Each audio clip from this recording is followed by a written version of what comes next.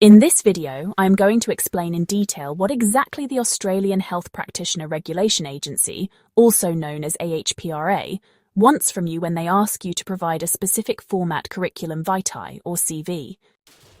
The following is a guide to what you should include in your Curriculum Vitae provided to AHPRA as part of your application for registration. This is not a template. You can provide the information in a format that suits you. But first and most importantly, do not use the AHPRA logo or any national board logo in your CV. Now let's go step by step. What do I need to include in my Curriculum Vitae? Alright, let's get started with your personal information. You'll want to include your full name as well as your contact details.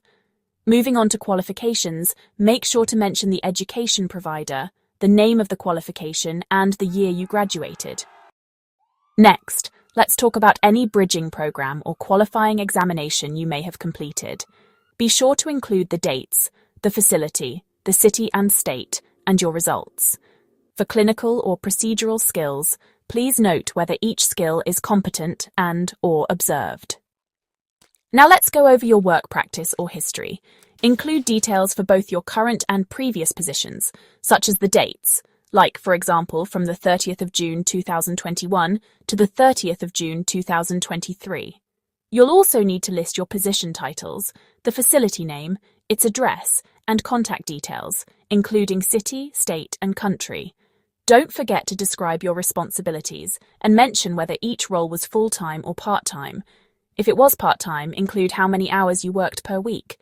Lastly, provide details about any internships and observerships, including the rotations and periods, listed in chronological order. Gaps in work practice or history need to be explained.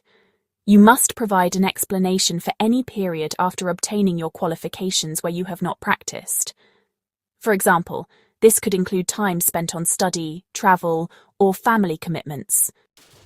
When it comes to your registration history, you should provide a list of jurisdictions where you are currently registered to practice, along with your registration number.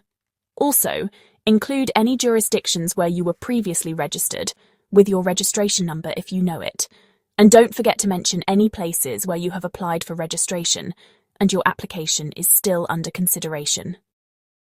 Alright, let's talk about references and publications. If you decide to include these, just keep the information brief and, try to limit it to 1 to 2 pages. Now, about the declaration, when you upload your CV as part of your application, you must write and sign the following statement. The Curriculum Vitae is true and correct as at, and then of course insert the date. Don't forget to sign and date it. Please note, you actually do not need to get the CV certified. Just make sure to include this declaration in writing. Finally, you must also attach certified copies of any results or performance reports from bridging courses, skills assessment, or observerships, as applicable and only if they are mentioned in your CV. By following this exact pattern, you are aligning your CV to AHPRA's expectations for overseas pharmacists applying for registration in Australia.